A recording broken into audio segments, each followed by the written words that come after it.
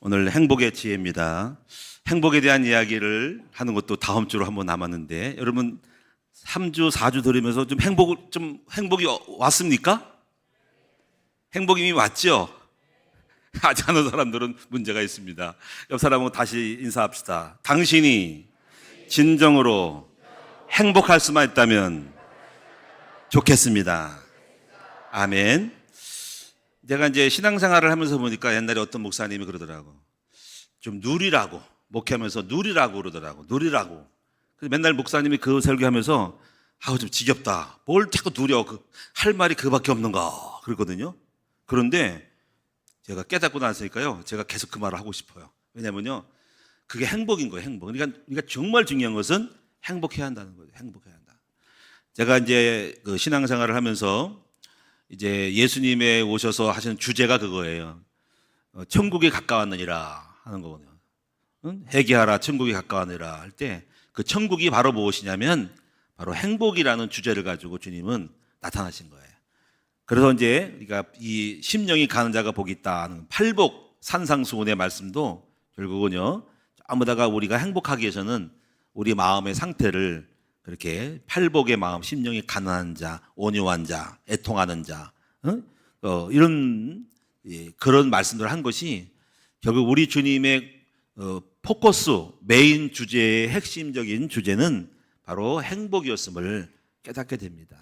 그래서 하나님의 나라라고 하는 것이 바로 천국인데 천국이 행복이라는 거예요. 그래서 오늘 여러분이 이제 행복의 지혜라고 하는 거는 이제 행복을 위한 생각들을 많이 하는 거죠. 그래서 전도서를 보면은, 잠언서를 보면은 이제 행복이라는 포커스에 맞출 때 이제 성공과 행복이 차이가 있거든요. 이렇게 말하거든요. 굉장히 중요한 부분인데 뭐냐면, 마른 떡 한 조각만 먹고도 화목하는 것이 육선이 집에 가득한 것보다 낫다라는 말을 하거든요. 이렇게 전도서와 이런 것도 지혜서인데, 성경에서 추구하는 것은 뭐냐면 돈 많이 벌고 싸우는 것보다 돈 많이 벌어주고 좀 월급 많이 갖다 주고 집에 막 저금 통장에 돈 많아서 막 집에 나가고 뭐 돈 벌어서 애를 쓰는 것보다는 덜 벌어도 정말 사랑하는 아내와 함께 행복하게 사는 것이 더 큰 가치라는 거를 성경은 말씀하고 있다는 것입니다. 전도서를 보면은 솔로몬도 그런 거거든요. 솔로몬은 온갖 부귀영화를 다 누린 사람이에요. 가질 거 다 가져보고 정말 모든 거를 다 누린 사람이에요. 뭐 결혼, 여자, 뭐 별거 다 했다고. 재물. 근데 거기서 전도서를 통해 주시는 말씀은 결국 이렇게 결론이 나요. 다 헛되다. 그래서 이렇게 말해요. 사랑하는 사람과 함께 즐겁게 살지어다. 그거밖에 없어요.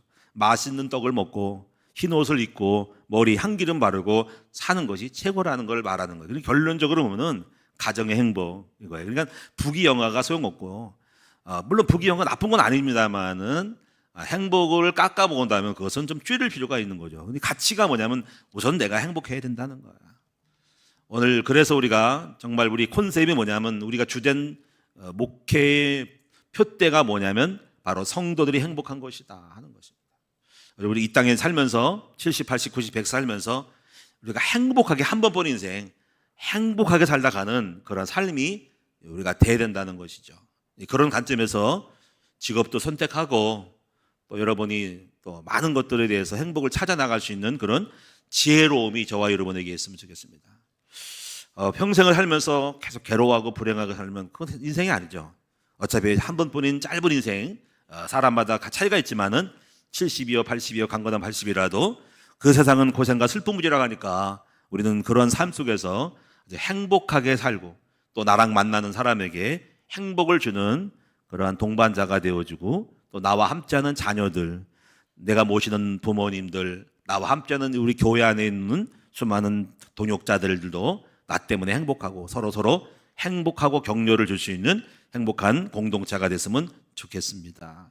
그래서 가정 행복하고요, 직장 생활이 행복하고, 하는 사업이 행복하고, 그리고 무엇보다 우리가 늘 만나잖아요, 교회에서. 이 교회 생활이 정말 행복했으면 좋겠습니다. 이제 우리가 세 바퀴잖아요. 집, 가정, 집과 가정, 그리고 사업장, 그리고 이제 교회. 이게 삼각형이네. 가정, 사업장, 교회. 여기서 하나라도 빠지면 30%가 날아가는 거예요. 나머지 10%는 나머지 사이드로 있고, 가정에서 깨지면 30% 행복이 날아가는 거고, 직장 생활이 사업장이 힘들면 30% 까지는 거고, 교회에서 행복하지 않으면 나머지 30 까지고 60밖에 안 돼. 가정도 행복하지 않고 교회도 행복하지 않다. 직장도 행복하지 않다. 90%가 행복하지 않은 거야. 그리고 이런 불행한 거지니까. 그래서 우리가 이렇게 이 중요한 요소들의 항목들을 행복으로 만들어갈 수 있는 그런 지혜가 있으면 좋겠다라는 것입니다. 그래서 오늘 여러분이 이 행복의 지혜라는 말씀인데, 아마 행복하신 분들은 아마 저보다도 더 여러분들이 많이 행복에 대한 노하우를, 지혜를 갖고 있을 것이라고 생각합니다. 혹시 여러분에게 행복이 하시다면은 저한테 나중에 행복에 대한 지혜를 좀 소설을 주시면 저도 따라하고 싶은 생각이 있습니다. 자, 우리 함께 행복을 한번 찾아가도록 하겠습니다. 행복도 지혜가 있어야 행복하다는 거예요. 자, 그리고 이제 첫 번째로 보면은요, 조보에는 안 나와 있지만은요, 일단은 이런 결과적으로 볼 때 이런 결론을 내릴 수 있습니다. 자, 이것이 뭐냐면요, 이 큰 틀이고 본질인데요. 내가 예수님 믿기 전에 하고 예수님 믿고 나서의 행복과 불행의 차이가 있다는 거죠. 한마디로 말하면 저는 예수 그리스도의 복음 안에 있었더니 하나님이 저에게 많은 행복한 마음, 행복한 삶을 주셨어요. 근데 만약에 거꾸로 보면은 제가 예수를 안 믿었으면 아마 분명히 행복하지 않았을 것이라고 예상이 되고 예측이 됩니다. 저는요, 불신자의 가정에 태어나서 예수님 없는 삶을 살아왔거든요. 그 차이점을 알아요. 곁에서 보면서 삶을 겪으면서 예수 믿기 전의 삶, 그게 20살까지의 예수 믿기 전의 삶은 다 보이죠. 그리고 예수 믿고 나서 20살 이후에 예수 믿는 삶의 차이를 알 수 있어요. 극과 극이거든요. 예수 믿기 전의 삶은 불행했습니다. 사실 가난도 하고, 부부싸움, 우리 어머니 아버님 그런 부부싸움도 하고, 또 뭔가 이렇게 사별도 하고, 여러 가지로 어두움, 색깔은 어두움, 슬픔, 눈물, 다툼, 소망이 없고 또 외롭고 이런 것들이 삶이었어요. 그러니까 결국 행복하지 않았어요. 그리고 이별, 떠나감, 흩어짐, 메마름 이런 것들입니다. 눈물, 슬픔, 미래가 없고 소망이 없음이에요. 이것이 하나님 믿기, 복음 믿기 전의 삶이니까 불행한 것이죠. 근데 예수님 믿고 나서의 삶은 뭘까요? 예수님 믿고 나서의 삶은 풍성함, 그리고 따뜻함, 그리고 자유로움, 그리고 평화로움, 여러 가지 웃음이 많음, 울 틈이 없어요. 울 수 있는 거는 여러분이요, 너무 감동적이어서 울지 옛날에 슬퍼서 괴로워서 우는 것은 없었어요. 어둠과 탄식이 아닌 빛 가운데 살아가는 삶. 한마디로 말하면 예수님 복음 때문에 나는 행복했다라고 할 수 있습니다. 아마 저 같은 경우는 예수님 없으면은 아마 이혼을 좀 했을 것 같아요. 그리고 싸우기도 하고, 아마 자식들도 속 많이 썩이고, 술과 도박과 이런 거는 말할 것도 없겠고요. 그래서 아마 가정이 휘터지게 싸우고 주먹질하고 늘 고성을 지르고, 집에서는 소리 지르고 파괴적이고 폭파적이고, 아마 분열과 다툼 가운데서 인생이 어려울 건데 예수님 믿고 그런 점들이 없어졌어요. 그래서 일단 예수님 안에서 행복한 거예요. 그래서 여러분들은 이제 그 내용이 뭔지에 대해서는 이제 교회에서 배우는 거거든요. 저 이제 교회로 말하면은요, 저는 교회에 많은 것들을 봤어요. 교회도 싸움질하는 거, 그리고 뭐 여러 가지로 혼돈하고 굉장히 괴롭고 신앙생활이 너무 힘들고 부담되고 이런 거 많거든요. 근데 우리가 이제 다니는 교회가 이렇게 평안하지 않고 행복하지 않다면 누가 예수 믿겠냐는 거죠. 결과적으로 볼 때. 그래서 저는 생각할 때 뭐 여러 가지 교회를 보면은 뭐 신비주의도 있었고요, 뭐 귀신 쫓기도 하고, 뭐 성령 방언 능력 많았는데요. 그런 사람들의 한결같은 모습은 뭔가 능력은 있는 것 같은데 불안해 보이는 것이 많아요. 껍데기죠, 껍데기. 은사와 능력을 자랑. 또 뭐가 하면 교회에 성장한다고 하면서 자랑하고, 또 뭐 경쟁시키는 것들도 저는 별로 좋진 않아요. 그럼 1등은 좋고 꼴등은 나쁘냐? 그래서 마음이, 심리가 늘 불안한 거예요. 그래 불안하면서 비교하는 거, 이런 게 좋은 게 아닌 거예요. 왜 경쟁을 해야 될까, 교회가? 교회 사업인가? 교회가 뭐 보험회사인가? 왜 경쟁을 하냐 이거지. 1등, 2등 해가지고 경쟁 붙여가지고 하는 거. 그리고 그 밑에 있는 우리 교육자들을, 제가 아는 친척들을 보면은 너무 피곤했다고. 전도도 돈 주고 사온대요. 그리고 경쟁하면 목사님 상 받고 금반지 받고 하는데 그게 교회냐는 거죠. 결국 우울증 걸리고 죽을 뻔했어요. 그러니까 내가 볼 때 교회가 너무나도 부패고요, 교회가 기업화되고요. 이게 이제 교회에 잘못된 점들이 많아요. 교회 성장하기라는 미명에서 성장을 위하여서 신비 끌어들이고 프로그램 움직이고 하는 거.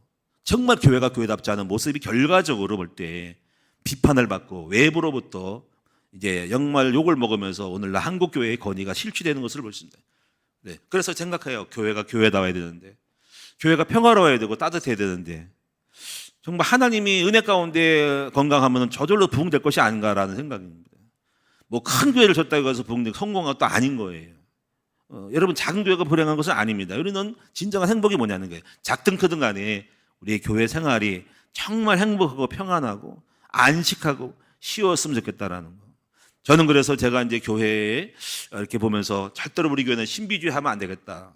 이거를 배제를 했습니다. 신비를 보면은 헷갈려. 점치는 거야. 그래가지고 무슨 신앙생활을 하냐 이거지. 뭐 귀신이 역사할 수 있는 건데 그거는 불안한 것이고 신비나 있으나 100%는 맞는 게 아닙니다. 교회에는 연약한 사람도 많은데 초능력자가 있으면 그 사람을 따라다니면서 하고, 그리고 약한 사람들은 방언도 못하고 능력 없으면 그 사람은 뭐냐 이거야. 보편적이지 않거든요. 그것은 주님이 역사하면 역사하는 것이 그걸 강조할 필요가 없는 거라는 거죠. 오직 우리가 해야 할 것은 뭐냐면 저는 이거 생각을 해요. 오직 예수 그리스도를 담는 거예요. 그리스도를 통하여서 예수를 담고 그리스도 안에 온유와 겸손함으로 수고하고 무거운 짐진 자들아 다 내게로 오라. 내가 너희를 편히 쉬게 하리라. 나는 마음이 온유하고 겸손한 내게로 와서 배우라 하는 말씀처럼 저는 우리 금나무 교회의 컨셉이 오직 예수 담기를 원하는 것이고, 그래서 예수를 담는 거로 애를 쓰고 저도 먼저 제가 예수를 담고 내가 먼저 예수 안에 평화를 누리고, 그래서 예수 안에서 사랑하고 용서하고 용납하고 모든 사람 포용하고 어울리고, 그리고 내가 행복의 메이커가 되고 피스 메이커가 되고 또 블레싱의 행복자가 되어서 나 때문에 다른 사람이 행복했으면 좋겠다라는 것. 그리고 그렇게 하면서 이제 우리가 목회를 이제 끌어왔는데 참 이렇게 생각을 해요. 예수를 담는 사람이 많을수록 교회는 싸움질이 없고 그리스도 안에서 온유하고 용서하고 불쌍히 여기면서 가니까 싸움이 없는 거예요. 근데 말 그리스도가 없는 사람들은 싸움박질하고 시기하고 질투하고 미워하고 비판하고 뭐 율법을 가지고 따지고, 그러니까 그런 것들이 분란과 조정을 일으키는 거고, 그럼 너는 잘났냐 이거지. 싸움이 싸움, 칼은 칼로 나가니까 완전히 이 복음이 아닌 종교 생활하는 사람 때문에 불행해지는 거죠. 근데 감사하게도 여러분이 이 복음을 알아들으시고 진정한 예수 그리스도 안에서 불쌍히 여기고 용납하고 용서하고 포용하고 비교하지 않고 누구를 축켜 세우지 않고 자랑시키지 않고, 그래서 시기와 질투가 일어나지 않으면서 여러분 안에 계신 성령님을 신뢰하기 때문에, 그 성령님 안에 역사하는 여러분을 믿기 때문에 우리는 복음 안에서 최선을 다해서 그리스도를 누리고 행복할 때 저절로 증거가 오면은 저절로 그 증거의 삶 속에서 친구들을 데리고 올 수밖에 없고 전도할 수밖에 없고 말할 수밖에 없는 자연적인 이 복음의 능력 안에 있기를 원하는 것입니다. 저는 그래서 이제 이것이 첫 번째 제가 말하는 그리스도 안에서 우리는 행복하다. 이것이 바로 행복의 지혜인 줄로 믿습니다. 그래서 예수는 하나님의 지혜요, 하나님의 능력이다. 여러분, 우리가 큰 틀에서 보시면 하나님은 우리 인간을 불쌍히 여기셔서 사랑하셔서 행복 주기 위하여 예수를 보내셨다는 거지. 그래서 예수는 하나님의 방법이고 예수는 하나님의 지혜고 예수는 우리를 행복하게 하는 키워드라는 거죠. 내가 곧 길이요 진리요 생명이라니까 오직 우리는 다른 거 할 거 없이 오직 예수만 바라보고 예수를 담고 예수가 걸어가신 삶을 살고, 우리가 최선을 다해서 다 이루지 못할지라도 예수님이 잡은 것을 잡으러 갈 때에 빌립보 3장처럼 갈 때 우리는 온전하게, 또 그것도 온전치 못하더라도 온전을 향해 가는 공동체가 될 수 있고, 그 그리스도 안에서 우리는 행복을 조금이라도 맛볼 수 있다라고 생각을 합니다. 그래서 그리스도가 있는 가정은 행복하고 그리스도가 있는 공동체는 행복하고 그리스도가 있는 사업장은 하나님이 함께하사 잘 될 줄로 믿습니다. 또 우리가요, 크게 성공하지 못하고 돈을 많이 못 번 분들, 그것이 무슨 상관이 있습니까? 지금 내가 그리스도 안에 있고 주님이 나를 아신다면은 오늘날의 삶 속에서 행복이 있을 것을 믿습니다. 그래서 제가 본질 첫 번째, 오늘 주부에는 기록하지 않았지만 여러분 첫 번째 행복은 뭐냐? 바로 기본적인 베이스는 뭐냐면 복음 안에 있을 때 행복이 온다라는 것을 선제적으로 말씀드리고, 없다라 가지고 빼먹지 말고 이것이 가장 기본이라는 걸 명심하셨으면 좋겠어요. 그리고 나서 오늘 주보에 있는 내용들을 좀 더 몇 가지를 설명을 드리면, 첫째는 행복은 크기가 아니라 빈도에 있다라는 것을 꼭 여러분이 아셨으면 좋겠습니다. 우리가 이 크기라고 하는 것과 빈도라는 차이는 뭐냐면 우리는 대부분 그래요. 우리가 한탕 하면은, 한 건 하면은, 한번 우리가 뭐 한번 복권을 당첨하면은 행복이 올 것 같아. 아무 사업이 뭔가 잘 되면 뭔가 큰 아파트를 사면 행복할 거라고 하는 어떤 한탕거리. 그러면서 그것이 오지 않을 때 난 불행하다라고 하는 그런 자신을 행복하지 않다라고 여겨지는 이런 모습들이 아니라는 거예요. 행복은 한탕이 아니고 행복은 그 오늘 몇 년 후에 내가 땅을 사고 집을 사가지고 하는 것이 아니라, 그럼 행복이 멀린 것이 아니라 지금 나의 삶 속에서 작은 것, 소소한 것, 다시 말하면 빈도에 있다는 거예요. 작은 행복의 빈도가 나를 행복한 사람으로 쓰나미처럼 올라온다는 거예요. 어떤 내 과학자가 이렇게 말했습니다. 내 인간의 뇌는 무엇을 기억하냐면 큰 행복을 있다고 해서 기억하는 것이 아니라 작은 행복이든 큰 행복이든 같은 양으로서 머릿속에 뇌에 축적을 한다는 거야. 크든 작든 간에 같이 세워진다라는 것을 알고 있어요. 여러분 성경에 보시면요, 그래서 보면은 왜 이런 말씀했을까? 너는 범사에 감사하라 하는 거죠. 우리가 범사에 감사하라. 얘야, 한 건 할 거니까 감사하라. 그때 가서 감사하라가 아니라 범사에 작은 것 하나에도 감사하라 하시는 이 성경 말씀의 의미를 여러분이 새기셨으면 좋겠습니다. 이제 성경에 3년 있다가 네가 땅을 사고 부자 될 것이니까 그때 감사가 아니라 범사에 감사하라는 것은 오늘도 행복할 수 있고 내일도 뭐서 여러분 작은 거에도 행복할 수 있다라고 하는 거예요. 그래서 이런 이야기가 있습니다.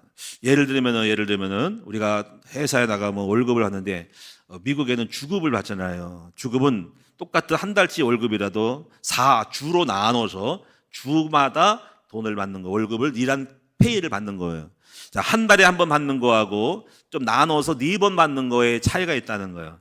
물론 다 똑같이 양을 따지면 되겠지만 그래도 4번 받는 것이 더 행복이 매주마다 겹쳐온다는 것을 아는 거죠. 행복이 4번 나눠서 온다는 거야. 그러니까 여러분도 혹시 그렇게 원하신다면 혹시 저 주마다 주세요 할 수 있지만 우리나라의 법은 안 그러니까 월급을 받는 거하고 월급은 다 한 달 동안 고생하다가 한 달 받대 와 행복해 월급 받고 주머니 득득해 하는 거하고 매주마다 받는 거에 그런 차이가 있다라는 것을 또 분석을 하고 있습니다. 그래서 우리는 이런 말이 있어요. 행복은 소확행이라는 거예요. 소확행. 소는 작을 소자, 확정한 행복인 거죠. 다시 말하면 작은 것을 확정할 때 행복이 온다는 거예요. 자, 우리가 이 행복을 적게 확정된 것들이 많아져야 한다는 거죠. 뭉쳐서 한 덩어리, 큰 눈덩어리 아니라 작은 행복이 여러 개 많이 있어야 돼. 사실은 그런 행복이 여기도 행복, 저기도 행복, 오늘도 행복하고 누구 때문에 행복하고 행복이 많이 있을 때 난 행복한 것 같아. 행복이 쓰나미처럼 밀려오면서 행복이 연속적으로 오는 거예요. 파도가 한 번에 오는 거 아니라 작은 파도가 계속 밀려오면서 행복이 넘친다는 거예요. 그래서 여러분 작은 행복들을 많이 발굴했으면 좋겠습니다. 그래서 행복거리들을 다양하게 만들어야 되겠죠. 그래서 여러 가지 있겠죠. 여러 가지 뭐 집에서도 행복할 수 있고 일해서 행복할 수 있고 교회에서 행복할 수 있고 작은 행복들을 많이 만들어야 되죠. 사실 보면은요, 저는 행복이 굉장히 많은 사람입니다. 일단은 여러분이요, 우리가 손녀딸이 이제 많다고요. 손녀딸이 6명이 되는데요. 어제는요, 우리 손녀딸들이요, 그 할아버지 목사님 설교하는 할아버지라고 해가지고 달려드는데요. 얼마나 행복한지 몰라. 그래서 3명을 딱 꽉 붙잡아가지고, 이 할아버지가 이제 잡으러 간다. 했더니 도망가면서 막 웃고 막 그래가지고, 엄청 행복. 애들이 요즘 커가지고 있잖아요. 역시, 확실히 딸들이, 손녀딸들이 재미가 있는. 아들들은 약간 멋쩍고 좀 뻐석뻐석한데, 역시 딸들이 좋은 것 같아, 딸이. 손녀딸들이 좋은 것 같아서 어제 참 웃었는데 하나하나가 소망이 넘치고 한 명 한 명을 볼 때마다 거기서 행복이 오고 여기서 행복이 오고 행복이 다 오는 거죠. 손녀딸뿐 아니라 또 여러 가지 행복이 많이 있습니다. 그래서 그런 행복들을 많을 때 행복이 나눠지는 거죠. 그래서 즐거운 일은 나눠서 한다는 말이 있습니다. 이런 게 있더라고요. 차를 마실 때요, 우리가 뭐 커피도 좋은 커피, 외국에 좋은 블렌딩하는 커피들이 있고 또 좋은 차가 있잖아요. 그렇죠? 그 차를 보면은 이렇게 너무나 맛있고 구수하고 향기가 있어. 근데 거의 대부분 그 차를 갖다가 확 내 입에다 한 번에 불어넣은 사람은 없어. 그런 사람 있습니까? 뭐 상관없어요. 행복이 한 번에 오겠지. 근데 이런 대부분 그렇습니다. 그 차 하나 가지고 이만한 거 가지고 뭐 중국 영화 보면 이러더라고요. 다 보더니만 일본도 그렇고 다 보더니만 코로 행복을 느껴. 이러더라고. 나는 못하겠더만. 그리고 조금 맛보고 행복인가? 요따만한 거 가지고 20번은 행복해. 그래서 또 한 잔 마셔. 그게 또 하고 그런 나는 의미를 몰랐는데 이제 알겠어. 제가 전에요 우리가 중국을 갔다 왔거든요. 갔다 왔는데 어느 우리 가족끼리 중국 한번 간다 왔는데 어느 그 별장 비슷하게 공원 비슷한 데 갔는데 거기 안내에 가드하시는 분이 중국에 농장하는 그런 남자친구가 있대요.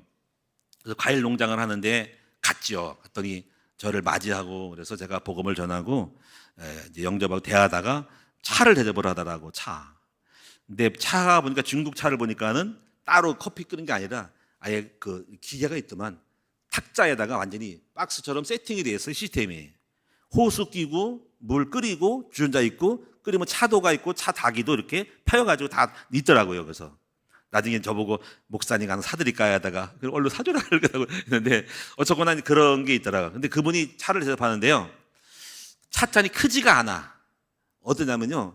손가락 2개를 합친 것만큼의 높이도 한 3cm, 5cm 밖에 안 되고 폭은 한 2cm 밖에 안 되는 요따만한 무슨 뭘까? 아이들 그 감기약 먹을 때 시럽 있죠. 감기약 먹을 때 그 시럽 있잖아요. 싸먹는 시럽 같은 거, 컵 같은 거, 뚜껑 같은 거, 고만한 것다가 주더라고. 이걸 뭐 먹냐 했더니 그걸 따라주면서 잡숴보시라고. 그래서 플라스틱에 그것도 그래서 쫙 지면서 요만큼 주는데요. 잡숴보시라고. 근데 나는 별 맛 모르겠더라고.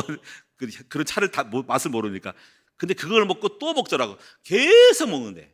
보니까 이분이 한 번에 차를 마시는 게 아니라 나 하루 종일 차를 마신대. 근데 그걸 보면서 이 생각이 들었어요. 이 사람이 차의 행복을 누리면서 행복을 계속적으로 한 번으로 끝나는 게 아니라 그만이 차를 통한 행복을 계속적으로 누리고 그는 이 차를 마심으로 행복을 누리는구나를 알았어요. 그래서 거기다가 보면은 이제 한 번에 마시는 것이 아니라 행복도 나눠서 마시는 것임을 나누는 것임을 알았다라는 거예요. 그래서 여러분이 우리가요 이제 많은 우리가 행복의 조건은 수많은 다양한 꼭 차뿐 아니라 여기도 행복하고 저 자식도 행복하고 교회도 행복하고 행복거리를 많이 만들어내야 할 때가 좋다라는 거예요. 그래서 우리는 돈이 들지 않은 일상생활 속에 소소한 행복을 여러분이 좀 많이 좀 가져봤으면 좋겠다. 별거 아닌 것 같아도 그런 행복들을 자기 만족의 행복들을 좀 하나씩 찾았으면 좋겠다라는 것들을 합니다. 저는 요즘 즐거움이 목회만 하면 재미가 없잖아요, 그렇죠? 여러 가지 있습니다. 목사님들의 만남 속에 행복도 있고 또 제가 요즘 운동하는 거 계단 올라가는 것도 매일마다 루틴이에요. 매일마다 30층짜리 계단을 올라가는 것도 다른 건 아무리 추워도 거기는 따뜻하니까 아파트에 들어가면은 그거 올라타고 31층까지 땀 흘릴 때 좀 행복이 오고 또 시간 남은 또 자전거 타러 다니기도 하고 또 한 달에 한 번씩 등산 가는 것도 이제 행복하고 그게 행복인 거예요. 그런 것들이 작은 행복인 거예요. 또 지금 요즘 이제 우리가 뒤에 교회에 텃밭이 있단 말이에요. 그리고 거기다가 이제 또 별거 아니야. 그 열매를 뭐 많이 거둔 것도 아니야. 열매가 중요한 것이 아니라 그런 것들을 키우는 것도 행복이 있는 거야. 또 이번에 또 내년 또 기대가 되는 거예요. 근데 작년에 보니까는 뭐 포도 가지가 안대가 다 잘라버리고 정리해가지고 좀 하나만 만들어놨는데 잘 가지를 치고 손을 쳐가지고 가지치기 해가지고 내년 또 어떻게 나올까라는 행복이 또 있어요. 그래서 뭔가 이렇게 별거 아닌 것 같지만은 소소한 작은 행복들이 있고 또 요즘은 또 뭐가 있냐면요. 제가 공원을 좀 침범했어요. 침범은 누가 잘라버렸지만은 잔디깡 사람이 와서 막 깠거든요. 한번 해봤어. 지난번에 몇 개 사가지고 2개 나무를 심어서 하나는 복숭아 나무를 하나 심었어. 또 하나는 하나 잊어버려서 뭘 심었는데 그래가지고 이제 뭐지? 가지가 있겠는데 잔디깡 사람이 깎진 않더라고. 없지 않고 내가 이렇게 돌멩이 얹어놨거든. 깎지 마시라고. 그리고 막대기를 꽂아놨어. 그리고 약간 독도 닿아서 건들지 말라고 하는 사인이었어. 근데 왜냐면 공원들은 다 없앨 수 있는 거거든요. 자기 마음대로니까 외부가 침입한다니까 그냥 해본 거야 한번. 해가지고 하나 심어놨는데 뭔지 모르겠더라고. 가지가. 그래가지고 쿠팡을 딱 뒤졌지. 보니까 4월 달에 한 샀더라고. 체리 나무를 샀어. 요만해.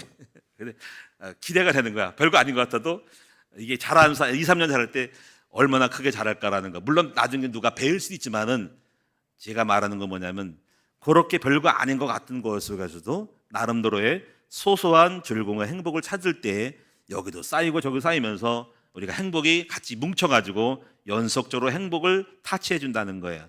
그거를 여러분이 끊임없이 한탕만 하지 말고 작은 행복들을 찾아서 만들어내시는 여러분 되시면 행복이 나중에 재료가 되고 연료가 되어서 작은 불쏘시개가 돼서 쌓이고 쌓이면 큰 불 되듯이 그 행복이 나에게 몰려온다라는 걸 명심하셔서 오늘 여러분도 이런 작은 행복들을 나름대로 찾으시기 바랍니다. 어떤 사람들은 독서의 행복도 있을 것이고, 어떤 사람은 바둑도 행복이 있을 것이고, 어떤 사람은 운동하는 것도 행복이 있을 것이고, 어떤 사람들은 또 야외에 나가서 조용히 산책하는 것도 행복이 있을 것이고, 또 가을 얼마나 좋습니까? 이 가을날에 여러분 낙엽을 밟으면서 혹시 쓸 수 있으면 시도 한번 써가면서 여러분이 조용하게 그런 시간을 갖고 또 사랑하는 사람과 함께 손을 잡고 산책 타면서 찻집에 가서 차 한 잔을 마시면서 그런 소소로운 행복을 누렸으면 좋겠습니다. 행복은 멀리 있는 것이 아니고 큰 것이 아니라 작은 데서 온다.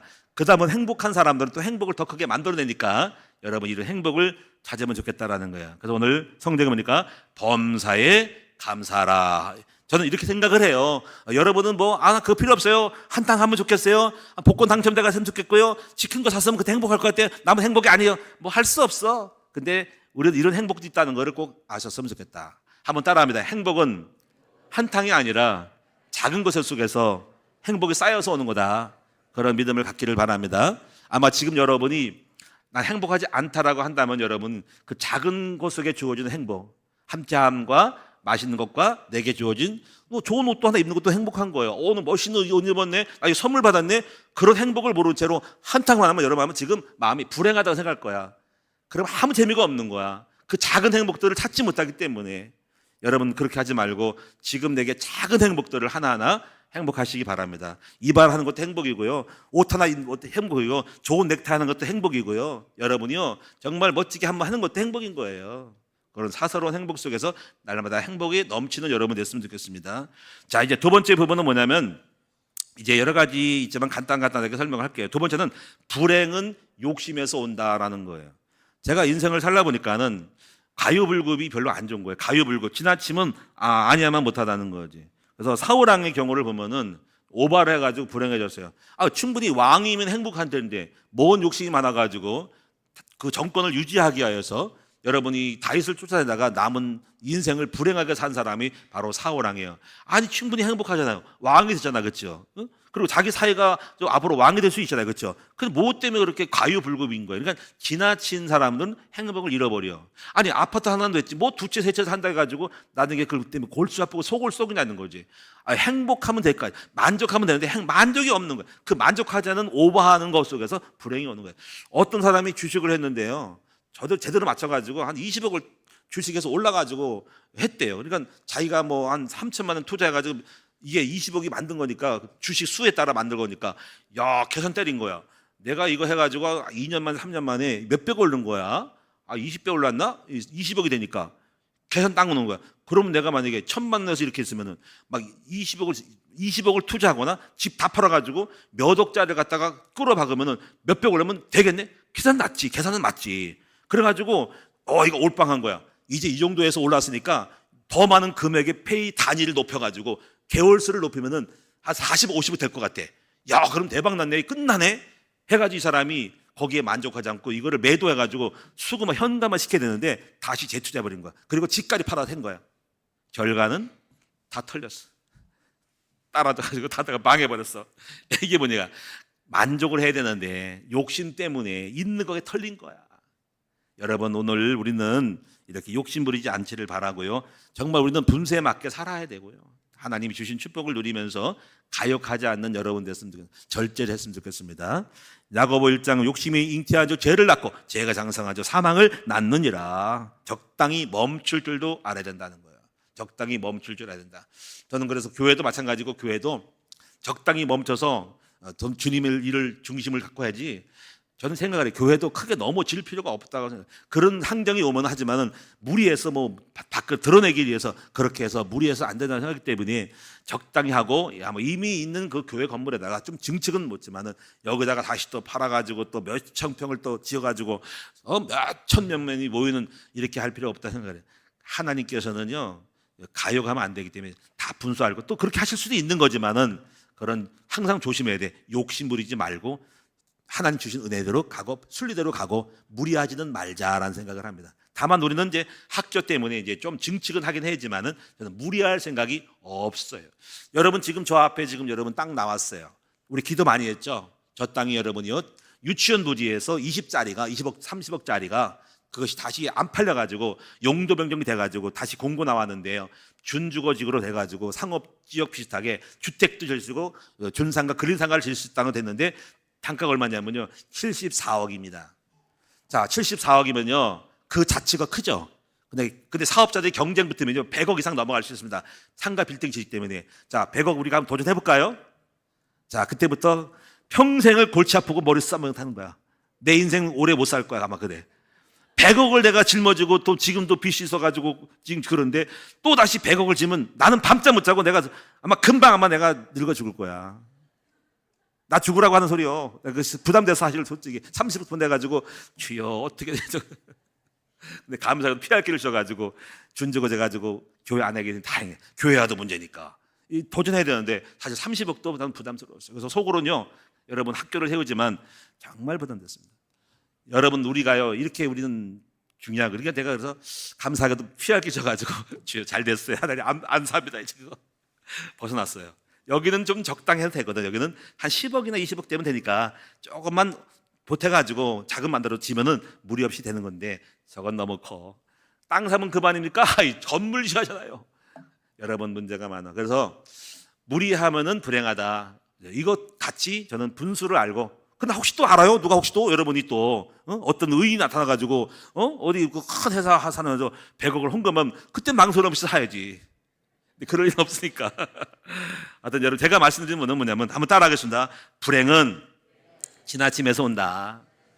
분수에 맞게 살자. 그리고 분수가 아닌 것은 은혜니까 그런 기회가 오면 움직이지만 일부러 억지로 짜낼 필요는 없다. 세 번째는요. 불행은 분별하지 못해서 온다. 이런 불행을 말하는 것은 지혜를 또 말하는 거예요. 행복의 지혜를 말하는 거예요. 자, 우리가요 참 사기꾼인지 몰라가지고 분별이 안 돼서 사기당해가지고 오잖아. 또 거짓 링크 이거를 클릭해가지고요 악성 앱이 깔리기도 하고 세상이 악하니까 흑암의 세력이 우리를 죽이려고 달려들고 돈 빨아먹고 우리를 유혹해가지고 우리를 죽이려고 뺏어먹으니까 악한 세상에 살고 있으니까 정신 차려야 된다는 거지. 야 2단인지 3단인지 몰라가 신천지에 빠진 사람도 있고요. 그리고 또 만나지 말아야 될 사람도 있고 가지 말아야 될 장소가 있는데 어떻게 알 수 있어? 함정인지 모르잖아. 그래서 우리가요 이렇게 이런 것들이 이제 불행인지 행복인지 모르고 악인지 좋은 건지 만난 사기꾼인지 의인인지 모르니까 이게 문제인 거예요. 그래서 우리는 뭐가 필요해요? 정보가 필요하고 아는 지식이 많이 필요해요. 그 최선을 다해서 여러분이 많이 알아야 돼요.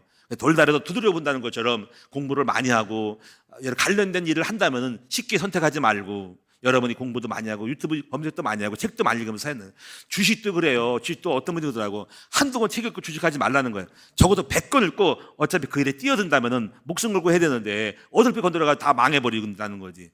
어설프게 건드리지 말라는 거야. 그래서 여러분이 정말 정보를 알고 깊이 알고 하라는 거예요. 그런 마음이 있습니다. 그래서 또 때로는 우리가 그런 걸 공부를 못한다면은 중요한 지혜는 이거예요. 우리가 남들에게 좀 물어보는 게 중요하다는 거지. 남에게 물어보고 목사님 이 땅 사면 돼요? 이 주식 하면 돼요?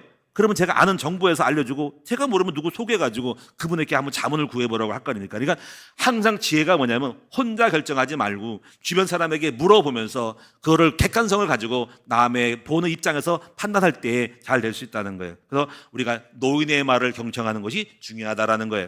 솔로몬의 아들 르호보암이 젊은 사람 경험도 없는 사람들의 말을 듣고 따라갔다가 나라가 두 쪽으로 갈려졌지만은요 노인들은 이렇게 말했거든요.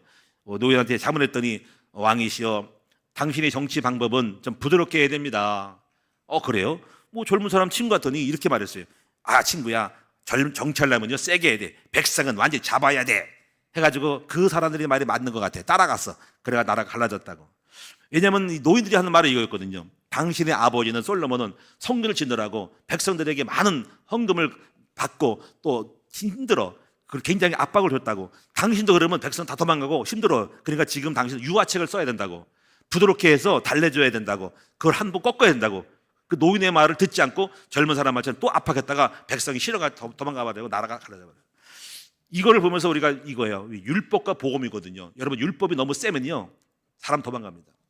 교회도 만약에 너무 원칙이 많고 규칙이 많고 압박이 많고 목표가 많고 그러면요 부담스러워서 교회 슬슬 떠납니다.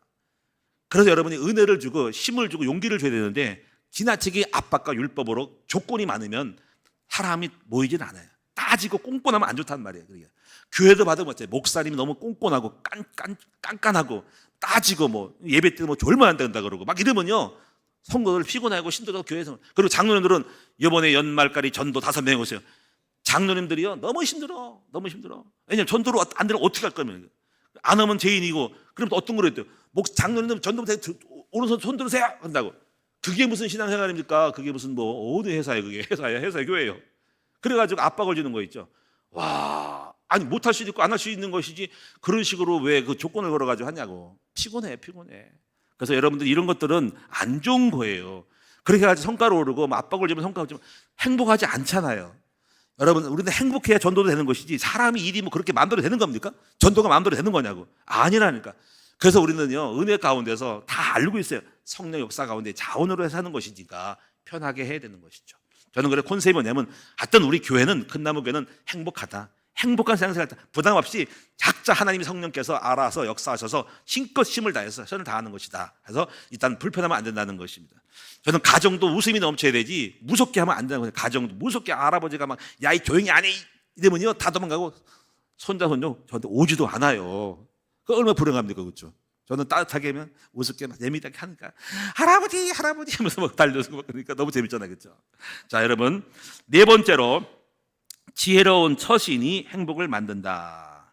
자, 요거 아까 말한 것처럼 지혜로운 처신은 성경을 폭넓게 읽고요. 그리고 여러분이 삶에서 체험하는 지혜자의 말씀을 많이 들을 때 지혜로운 처신이 옵니다. 자, 여기서 중요한 건 뭐냐면요.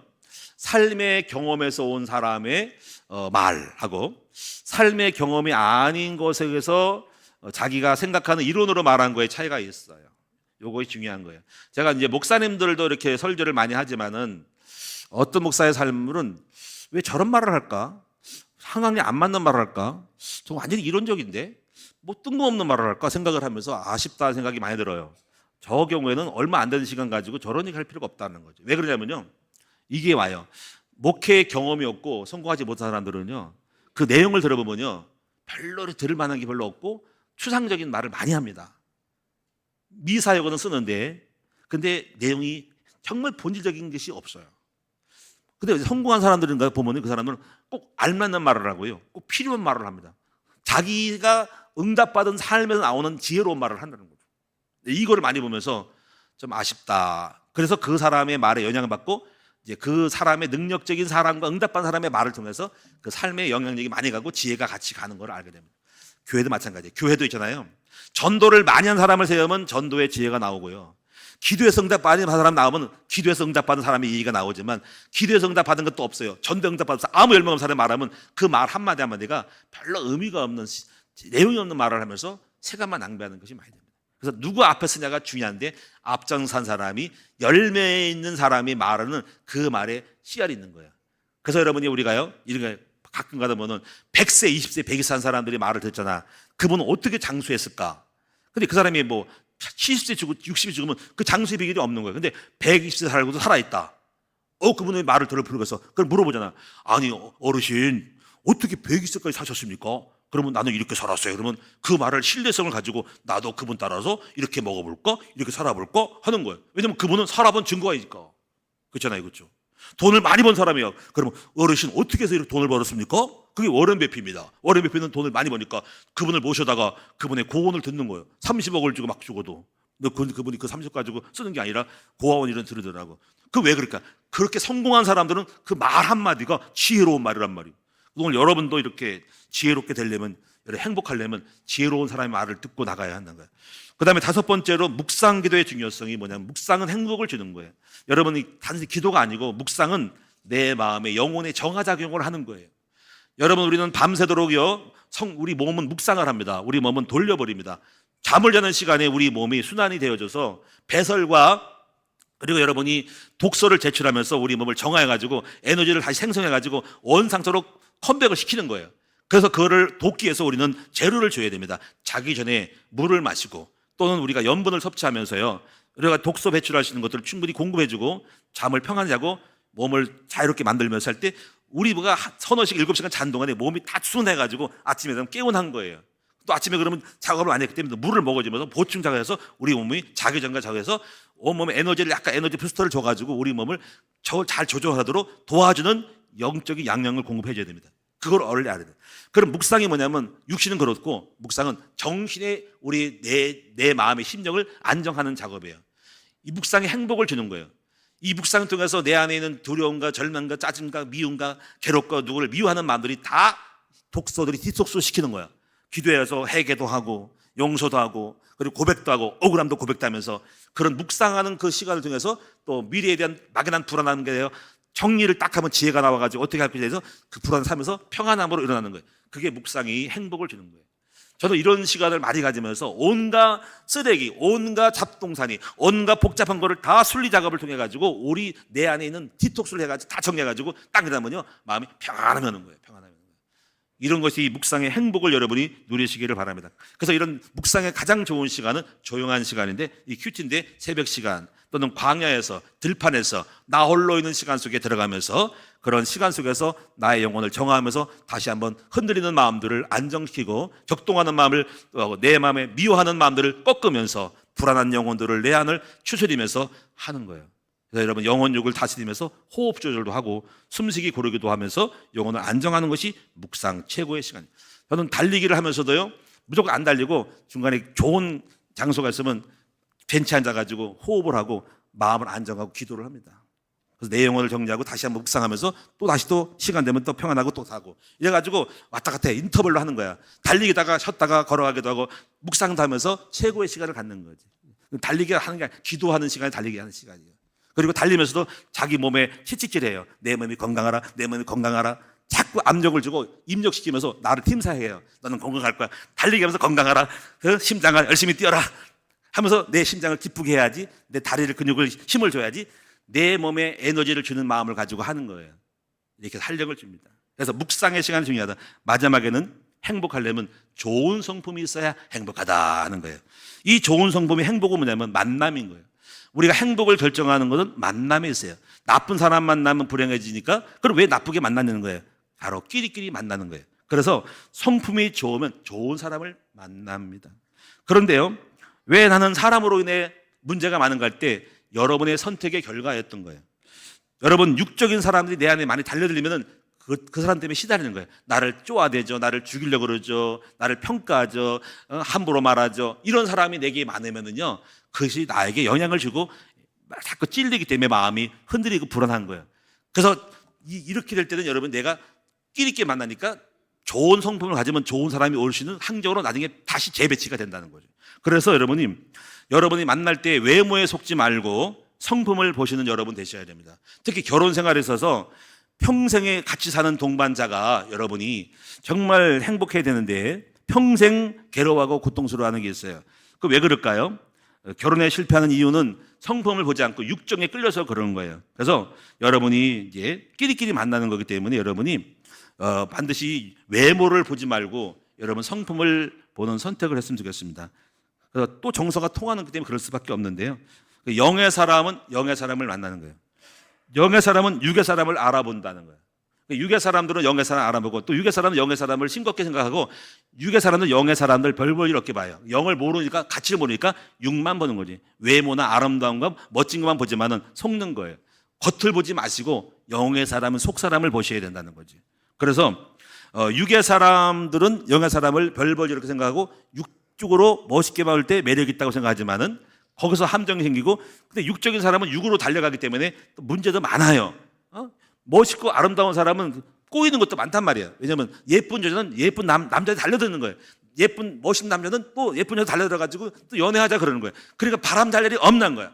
이걸 여러분 잘 모르면 하는 거예요. 그러니까 중요한 게 뭐냐면 속 사람의 성품이 중요하다는 거예요. 참고로 여러분이죠. 보아스와 룻의 만남은 영적인 만남인 거예요. 여보세요. 룻이라는 여자는 가부예요. 한 번 결혼했다가 남편이 아기 안 낳고 죽은 사람인 거예요. 남편이 죽으니까 혼자죠. 자, 이런 새 누가 시가겠습니까? 자, 근데 이 사람이 착한 여자예요. 시어머니를 잘 모셨단 말이에요. 자, 그러면 다른 사람 볼 때는 아우 한번 결혼한 여자, 아우 뭐 이상한 여자 그러시지만은 그 사람을 알아본 사람이 있으니 누굴까요? 그 사람이 바로 보아스입니다. 이 보아스 이렇게 말합니다. 참 착한 여자구나. 그걸 알고 있어요. 네가 여기 예루살렘에 와가지고 믿음을 갖고 있는 것과 시어머니에게 한 일에 내가 다 들었어 하면서 대시했을 때 거부하지 않고 받아들인 거야. 다시 말하면 끼리끼리 만난 거야. 룻도 착하고 그 착함을 알아본 보아스가 룻을 컴백한 거야. 근데 보니까는 이 보아스도 나이가 좀 있고 근데 부자인데요. 둘이 잘 만난 거예요. 그러니까 영의 사람은 영의 사람끼리 만난다는 걸 말하는 거예요. 끼리끼리 만나고 어쩔 수 없어요. 물론 왔다 갔다 하지만은 결국 정리됩니다. 육의 사람들은 안 붙고 영의 사람을 싫어하고 영은 영끼리 만나는 거예요. 제가 볼 때 여러분이요. 결국 이거예요. 좋은 성품이 좋은 사람을 만나고 붙여 있어서 그리고 안 좋은 사람들은 다 도망가 버리고요. 결국 정리되는 것은 성품 따라 만나는 거라는 거죠. 또 나쁜 사람은 좋은 사람 다 떠나갑니다. 교회도 마찬가지예요. 우리가 영의 성품을 갖고 있으면 영적을 알아본 사람이 교회 오고 이상한 사람들은 안 맞다고 생각을 해요. 왜냐면 자기는 자랑하고 싶은데 뽐내고 싶은데 거기 받아들이지 않거든. 종교성을 들어가고 싶은데 안 온단 말이에요. 안 올 수밖에 없고 올 필요도 없는 거예요. 왜냐면 우리 교회만이 갖고 있는 특성이 있다는 말이에요. 그래서 우리가 자랑질하거나 교만한 사람들은 뽐내고 싶은데 이게 안 먹히거든. 그럼 여기 안 맞다고 생각해. 할 수 없는 거예요. 그래서 여러분 끼리끼리 만난다는 거지. 무엇이 선택할지는 여러분 선택해야 된다는 거죠. 자, 마지막 7번째는 행복은 나눌 때 온다. 주는 것이 복되다. 그래서 같이 먹고 같이 나누고 또 분수에 맞게 가능하면 필요하면 선물도 주기를 좋아하고 행복은 멀리 있지 않다. 주변 사람을 사랑하지 하고 웃음을 주고 또 격려하고 용기를 주고 또 희망의 등불이 되어야 된다. 나 때문에 내 주변 사람이 행복하고 잘 됐으면 좋겠다. 이것이 행복의 공동체고 서로 그렇게 살아가는 거예요. 전도자의 삶이라는 건 뭐냐면 전도자의 삶이라는 것은 자신을 희생하여 남을 행복하게 해주기로 결심한 사람인 거예요. 그것이 바로 예수님의 삶이고 예수님이 모델이고 예수님이 원조인 거예요. 우리는 예수의 제자인 것입니다. 바로 우리는 예수를 따라서 나를 희생하고 내가 좀 손해보고 더 나아가 다른 사람 행복하게 해주는 그러한 십자가의 도를 길을 걸어간 사람이라는 거죠. 사랑하는 성도님들, 아무쪼록 여러분이 행복의 지혜를 얻어서 여러분 인생 살면서 짧은 인생 속에 억울하고 괴로워하지 말고 남은 생에 행복하게 살면서 살아가는 여러분 될 수 있기를 바랍니다. 무엇이 행복한지 추구하시는 여러분 되게 바랍니다. 오늘 본문의 얘기를 보면 이거예요. 먹고 사는 것 때문에 싸움 때문에 그거 아무것도 아니야. 먹고 사는 것이 아니야. 먹는 거 따지지 말고 하는 나라는 의와 희락과 화평이야 라는 강조하는 거예요. 왜 먹는 것 때문에 뭐 난리 떨고 누굴 비판하는 관계 없는 거야. 오직 우리는 서로 관계야. 형제 사랑하고 행복하게 종이하는 거예요. 왜 율법을 따라가냐는 그 얘기를 하는 거예요. 자, 여러분 기도하겠습니다. 하나님께 감사드립니다. 우리 성도들이 행복의 지혜를 얻기를 원하고 하나하나 정리하기를 원하고 그래 정말 행복 덩어리가 되고 나 때문에 행복한 공동체가 되도록 만들게 하여 주시옵소서. 예수님의 이름으로 축복하며 기도합니다. 아멘. 오늘 특성은 하늘소리 남성 중창단 나와서 담대하라 라는 제목으로 은혜 나누겠습니다. 찬송하면서 헌금하겠습니다.